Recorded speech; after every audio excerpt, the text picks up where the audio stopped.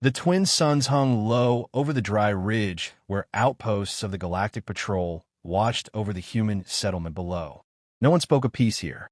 The patrol called it Sector 9D in their reports, but to those who lived there, it was simply Earth's last outcrop, one of the few places where humans still lived without total assimilation. Cal Brenner moved through the dust-choked street like any other day, his coat pulled tight against the wind, eyes scanning the skies more out of habit than fear. He'd been taught to keep his head down since he was a boy. He wasn't looking for trouble when it found him.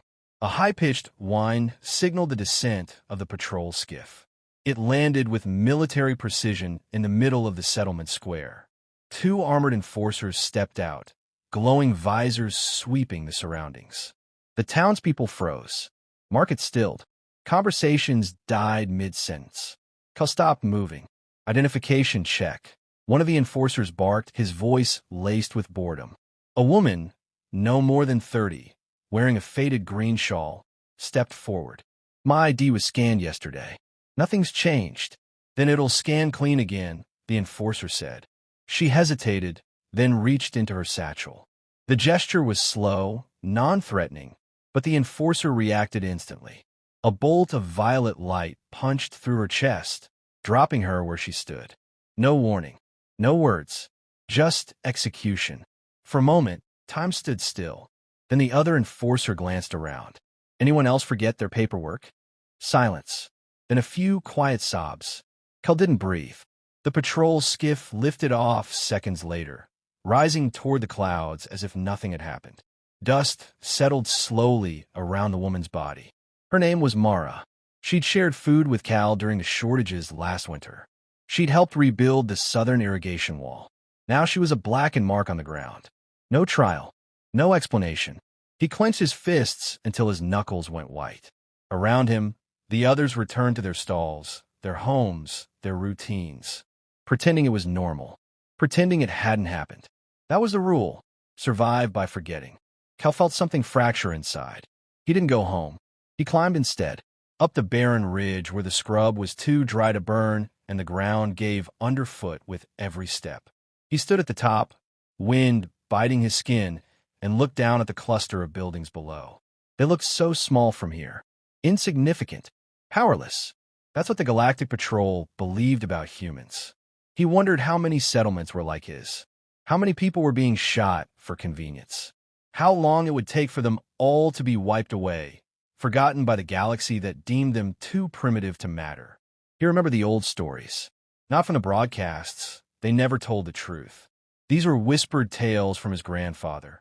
Of Earth's resistance fleets, of the colonists who fought back, of the soldiers who refused to kneel.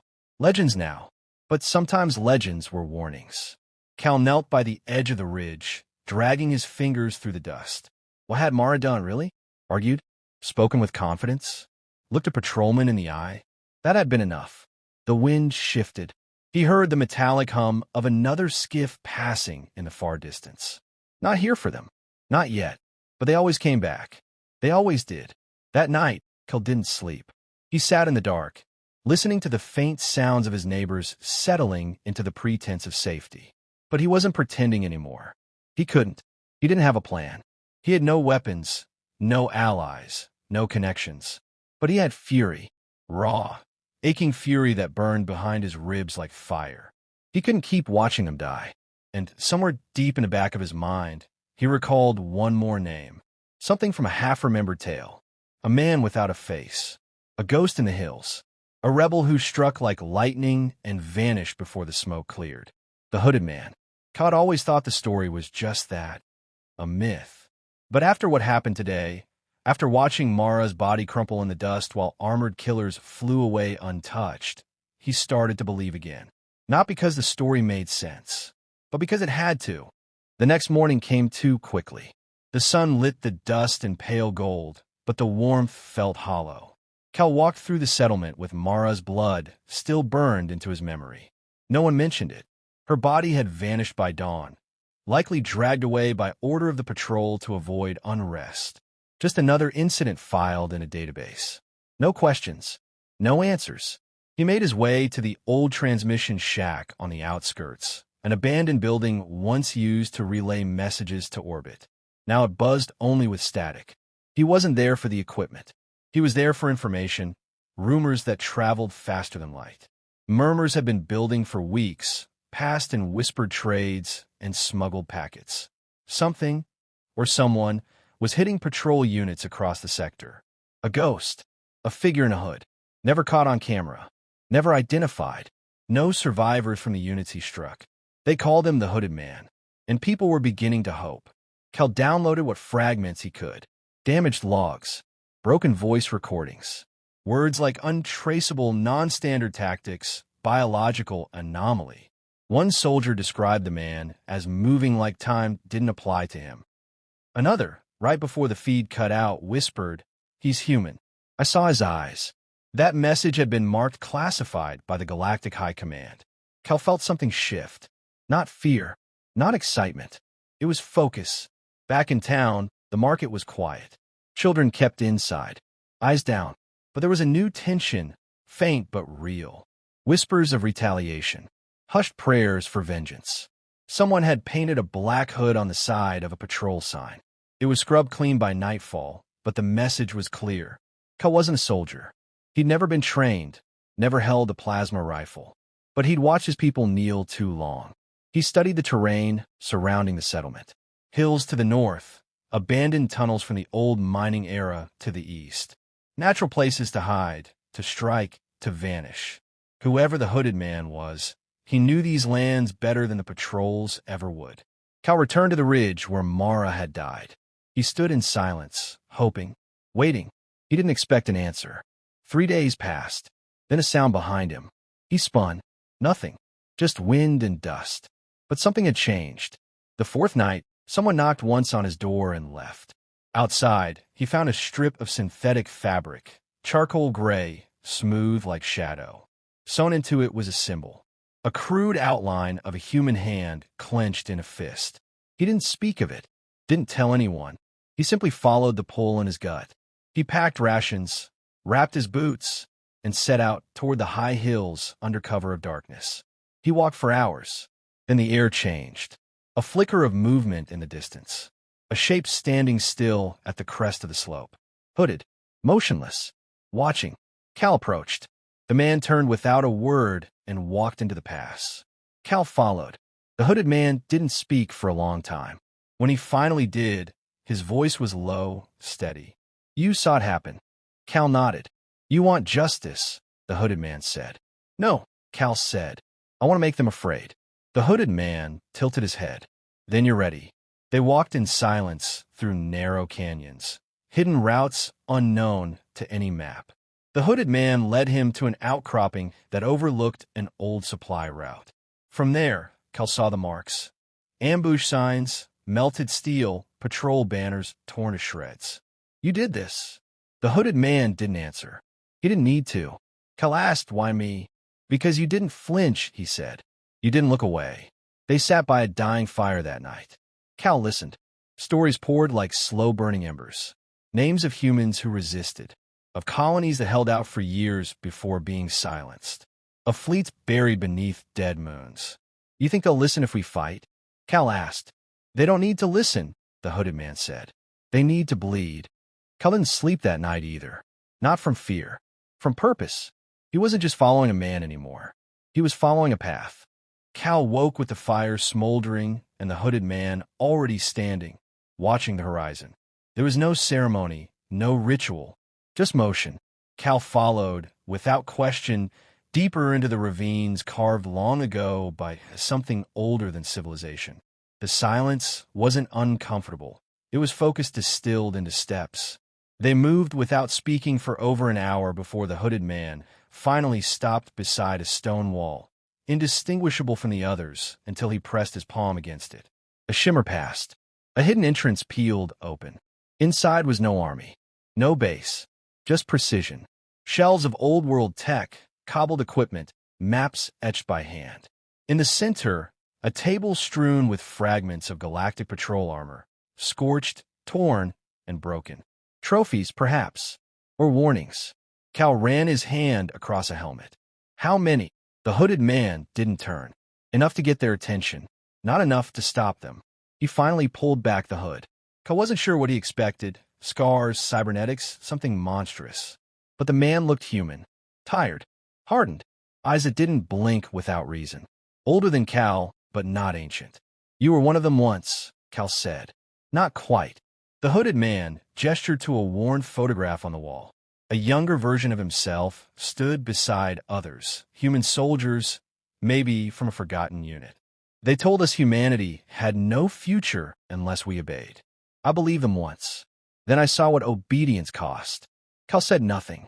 He didn't need to. The weight of those words pressed heavier than steel.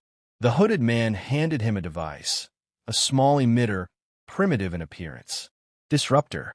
Won't kill, but it'll shut down their armor long enough for you to decide how they die." Cal turned it over in his hands. "You trust me with this? You came looking. You stayed. You didn't ask for protection. You asked to fight." Later, they studied patrol routes. Cal absorbed everything: weak points in the armor, signal delays, blind spots in surveillance. He'd never been trained for war, but he learned quickly. The hooded man didn't coddle or praise. He corrected, adjusted, and pressed forward. They ran a field test, a two-man ambush. Cal waited behind a rusted vehicle while the hooded man decoyed a patrol drone. When it passed, Cal activated the disruptor. The drone faltered, sparked, then collapsed into the dust. He felt nothing. No thrill. No fear. Just confirmation. "You're not here to win every fight," the hooded man said as they buried the remains. "You're here to make every fight matter." That night, by a low fire, Cal finally asked the question he'd been holding. Why hide? Why not strike harder? Burn them out? The hooded man didn't flinch. Because fire draws fire. One wrong move, and they'll glass the whole settlement to send message. They've done it before. Cal looked into the flames. "So we stay shadows. For now," the hooded man said. "But shadows can become storms." He told Cal more, not in speeches, but in sharpened truths. The Galactic Patrol feared one thing above all: unpredictability. They were a system, a machine. They crushed uprisings by pattern. But humans didn't follow patterns when they were desperate or angry. "They can't catalog rage," he said. "They can't model vengeance." Cal remembered Mara again. Not her death, but her life. The way she spoke her mind, refused to bow, smiled even when supplies were low. She hadn't died for paperwork. She died because the patrol feared what that defiance could become. Cal understood now. They didn't need a hero. They needed a symbol. "You won't always have me," the hooded man said. "But if you carry the message, if you light it in others, you won't need me." They packed before dawn. No ceremony. No promises. But something had changed in Cal's posture. Not heavier, sharper. He didn't feel small anymore. The hooded man gave him one last gift. Not a weapon, but a strip of dark cloth. The hood. Cal hadn't put on yet, but he held it close. He was almost ready. The patrol skiff returned to the settlement exactly 7 days after Mara's death. Same formation. Same arrogance. It descended with mechanical indifference, kicking up dust and silence as it landed. The enforcers stepped out, visors glowing, weapons hot. But the air had shifted. Something felt different, though they couldn't name it. They demanded records, inspected dwellings, intimidated elders. Routine, they called it, a preventative measure. But fear no longer clung to the people the way it used to. Their silence was no longer submission. It was calculation. Observation. Cal watched from the edge of the crowd, hood lowered, face calm. The disruptor was hidden beneath his coat, thumb resting lightly on the trigger pad. He counted steps, scanned their gear, noted which one had the faster draw. He could strike now, disable both in under 5 seconds, disappear into the hills before reinforcements came. But that wasn't the plan. This was a message. When the enforcers turned to leave, satisfied with their intimidation, they found their skiff had been marked. Burned into the hull was the symbol of the hood, the clenched human fist in black ash. No alarms triggered, no security breached. But they knew. Someone had been close.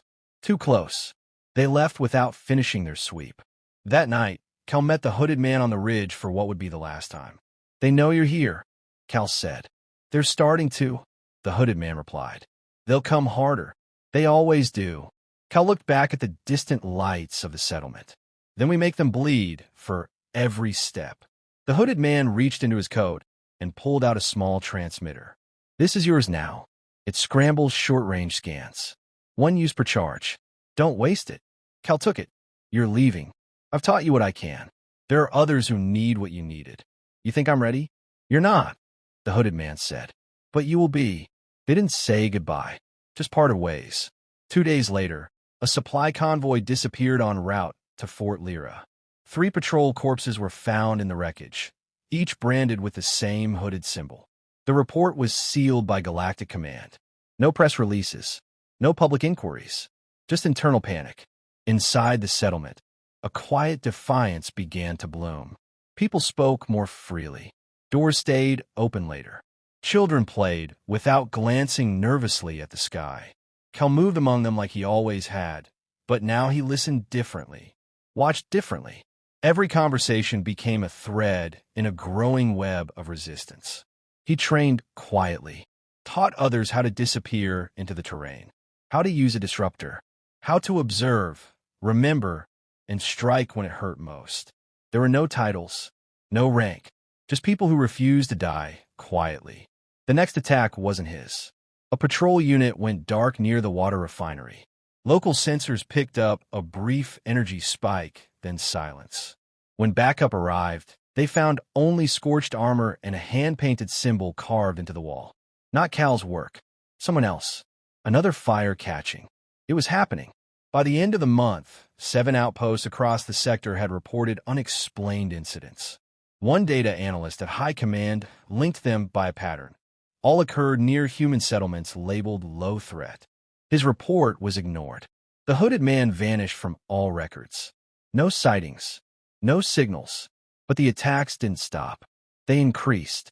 Cal stood on the ridge one night, the hood over his head now. Not hiding, declaring. Below, the settlement pulsed with life that defied the silence of fear. And somewhere out in the dark, others like him moved with the same fire. Not soldiers, not heroes, just humans who refused to kneel. The Galactic Patrol had made a critical mistake. They'd assumed humanity's spirit could be cataloged, quantified, and controlled. They'd assumed fear was permanent. They were wrong. The hood was not a man. It was an answer.